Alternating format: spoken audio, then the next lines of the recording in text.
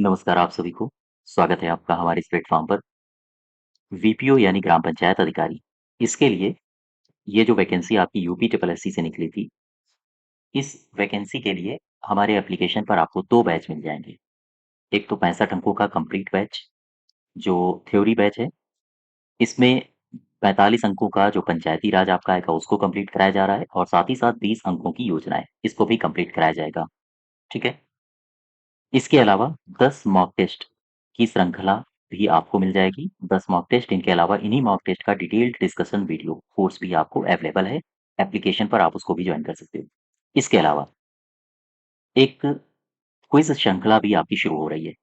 ये क्विज़ हमारे किसी भी बैच से जुड़े हुए जो भी स्टूडेंट्स हैं उनके लिए और साथ ही साथ जिन्होंने इन बैचों में एनरोल नहीं किया है उन सब के लिए।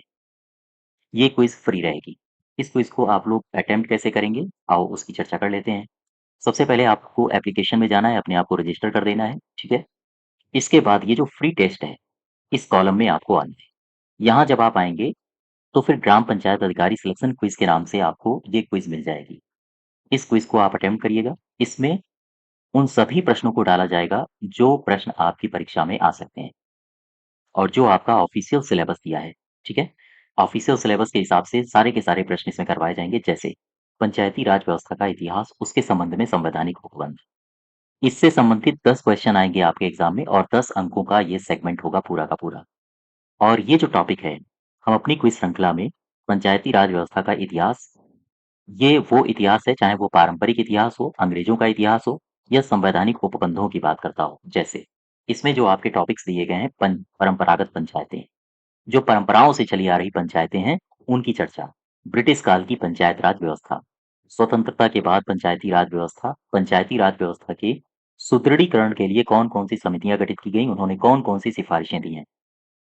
उत्तर प्रदेश पंचायती राज अधिनियम 1947, ये 1947 वाला अधिनियम है। 1947 ये काफ़ी महत्वपूर्ण अधिनियम है। इसके अलावा पंचायती राज व्यवस्था का संवैधानिक आधार क्या है? उत्तर प्रदेश राज्य में पंचायती राज व्यवस्था संबंधी संवैधानिक कौन-कौन से उपबंध बनाए गए हैं, नियम बनाए गए हैं, व्यवस्थाएँ बनाई गई हैं, कौन-कौन से उत्तर प्रदेश के संबंध में महत्वपूर्ण संवैधानिक संशोधन किए गए हैं संविधान में। तो इन सब से लगभग-लगभग 150 से लेकर 200 एमसीक्यूज़ करेंगे इस क्विज़ श्रृंखला में, ठीक है? यानी आप देख सकते हो कि एक टॉपिक है, इसमें 10 क्वेश्चन्स आपके एग्ज़ाम में पूछे जाएँगे और इसका ठीक 20 गुने क्वेश्चन्स लगभग हम लोग इनको अटेम्प्ट करेंगे। इसके अलावा जो दूसरा आपका टॉपिक दिया गया है, पंचायतों का वर्तमान स्वरूप उत्तर प्रदेश के परिप्रेक्ष्य में, ये भी आपका 10 अंकों का आएगा, 10 क्वेश्चन्स आएँगे, ठीक है? उत्तर प्रदेश के परिप्रेक्ष्य में पंचायतों का वर्तमान स्वरूप, जैसे इसमें कुछ टॉपिक्स दिए गए हैं। उत्तर प्रदेश राज्य में पंचायती राज संस्थाओं के संबंध में विधायी प्रावधान।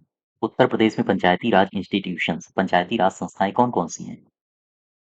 पंचायत राज की त्रिस्तरीय प्रणाली कौन-सी है? कौन-कौन से इसमें 3 स्तर हैं? उन 3 स्तरों के बारे में जितने भी सवाल बन सकते हैं।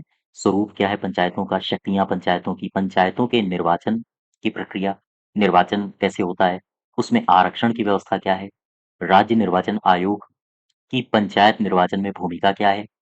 साथ ही साथ ग्राम पंचायत का गठन कैसे होता है? उत्तर प्रदेश के परिप्रेक्ष्य में आपको देखना है, किसी अन्य राज्य के परिप्रेक्ष्य में नहीं। बिहार, मध्य प्रदेश इनको सबको हटा देना। जो आपके ऑनलाइन टेस्ट सीरीज़ या हम कहें ऑनलाइन जो डेटा दिए होते हैं, जैसे बिहार का भी के भी आपके क्वेश्चंस दिए होते हैं, इंटरनेट पर मिल जाते हैं, मध्य प्रदेश के भी मिल जाते हैं। इन सभी क्वेश्चंस को आपको नहीं अटेम्प्ट करना है, ठीक है? यानी कि क्विज़ में मैं उन्हीं क्वेश्चंस को दूँगा जो सारे के सारे उत्तर प्रदेश के ही परिप्रेक्ष्य में होंगे। इसके अलावा पंचायतों की समितियाँ, ग्राम पंचायतों के अधिकार, दायित्व और कर्तव्य, पंचायती राज व्यवस्था की चुनौतियाँ और समाधान। यानी आप देख पा रहे हो, ये छोटा-सा टॉपिक है 10 अंकों का और आपके जो 100 अंक मेंस में आएँगे, 100 अंकों में 10 अंक आपके इससे आएँगे, पंचायतों का वर्तमान स्वरूप से। तो इसमें भी लगभग हम लोग 200 प्लस क्वेश्चन्स करने वाले हैं, ठीक है? अपनी क्विज़ श्रृंखला में। इसके अलावा जो आपका तीसरा टॉपिक दिया गया है, पंचायतों के वित्तीय स्रोत और कार्य योजना। हालाँकि जो हमारा बैच चल रहा है 65 अंकों का, उसमें पहला टॉपिक, दूसरा टॉपिक और तीसरे टॉपिक को हम लोग कवर कर रहे हैं, ठीक? इसके अलावा चौथा, 5वाँ और छठा, चौथा, 5वाँ और छठा, ये 3 टॉपिक्स आपके और बचे हैं और इन्हीं टॉपिक्स को ध्यान में रखते हुए जैसे जैसे आपके टॉपिक्स कंप्लीट होते जाएंगे उसी आधार पर आपको एमसीक्यूज क्विज में कराया जाएगा। ठीक है, बस फर्क इतना है कि ये क्विज ओपन टू ऑल है, सभी के लिए है। और ये जो थ्योरी क्लास है ये उन्हीं के लिए है जो बैच से जुड़ेंगे।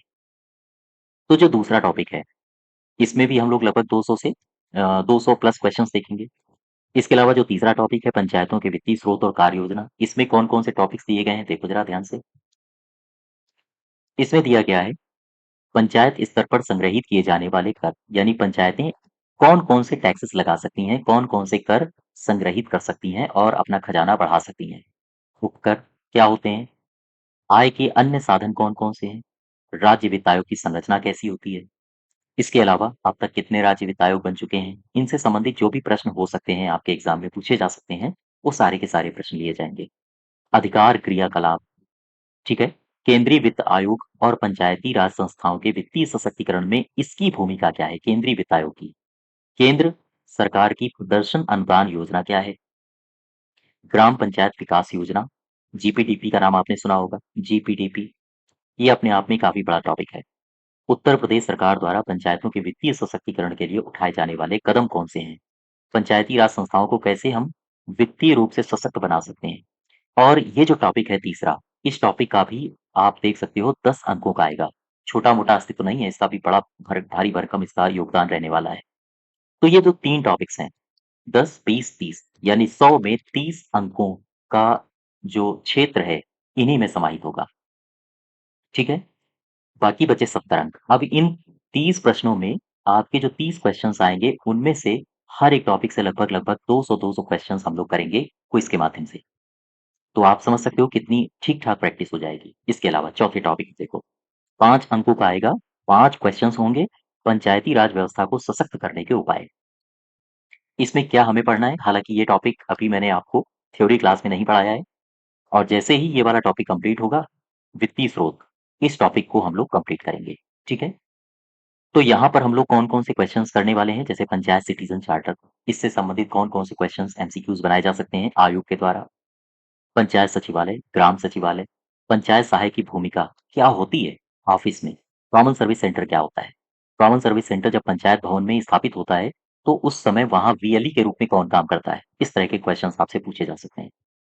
साथ ही साथ पंचायत स्तर पर जन कल्याणकारी क्रियाओं का क्रियान्वयन, कौन-कौन सी पंचायत स्तर पर कल्याणकारी क्रियाएँ हो रही हैं? उनका क्रियान्वयन कौन कर रहा है?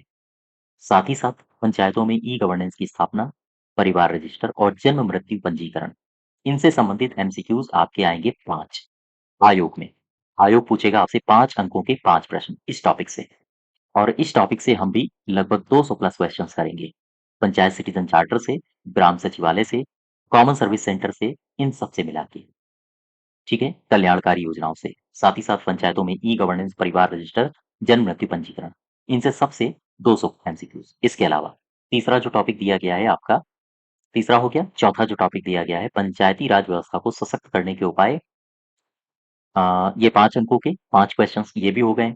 इसके अलावा 5वें टॉपिक में आओ, ग्रामीण विकास योजनाएं कार्यक्रम, ये सबसे महत्वपूर्ण टॉपिक है। इसमें है योजनाएं सारी। ठीक है, योजनाएं 20 अंकों की हैं, ध्यान दें।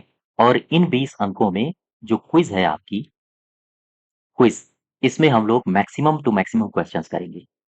और ये सारी की सारी जो योजनाएं हैं, योजनाएं भी आपको दे दी गई हैं कि राष्ट्रीय ग्राम स्वराज अभियान, स्वच्छ भारत मिशन, ग्रामीण पेयजल योजना, ग्रामीण स्वास्थ्य योजनाएं, भारत सरकार पंचायती राज विभाग एवं उत्तर प्रदेश सरकार के अन्य विभागों के द्वारा ग्रामीण क्षेत्रों में जो संचालित योजनाएं एवं कार्यक्रम हैं, इनसे संबंधित क्वेश्चंस पूछे जाएंगे।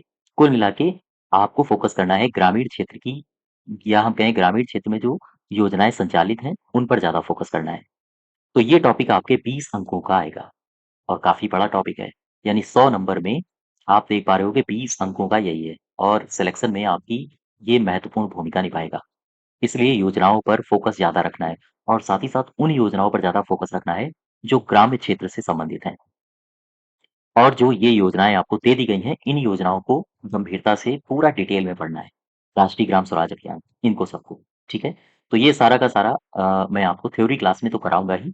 इनके जो एमसीक्यूज़ हैं, वो एमसीक्यूज़ आपको क्विज़ में मिलेंगे, ठीक है?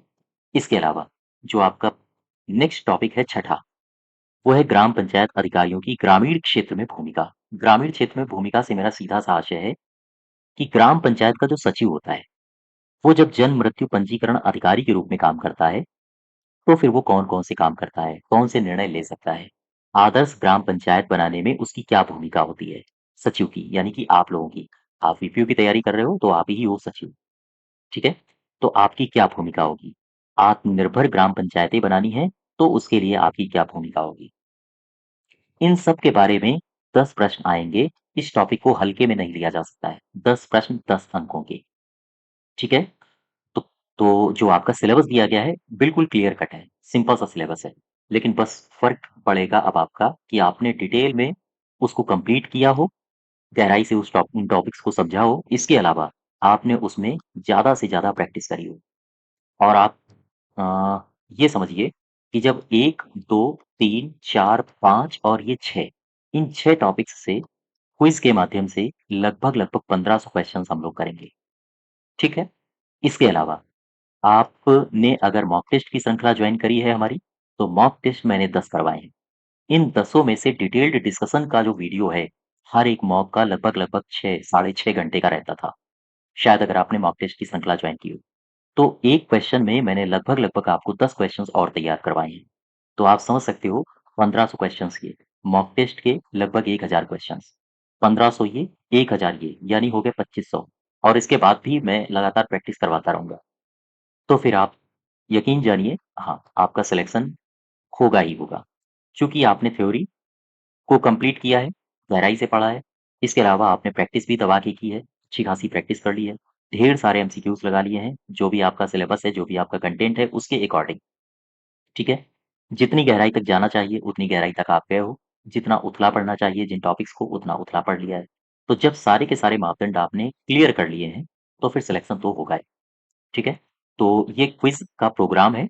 इस क्विज़ को आप अटेम्प्ट करिए। हालाँकि अभी इस क्विज़ में क्वेश्चन्स की संख्या कम होगी, लेकिन जैसे-जैसे हाँ, आगे आने वाले समय में इनकी संख्या हम 100 तक ले जाएँगे। पूरा 100 क्वेश्चन्स, ठीक है? किसी एक टॉपिक को उठाया, उस टॉपिक के 100 क्वेश्चन्स आपको क्विज़ के माध्यम से कराए जाएँगे। बात समझ पा रहे हो? हाँ, तो इसको आप लोग ज़रूर जॉइन करिए और ये ओपन टू ऑल है, सभी के लिए है।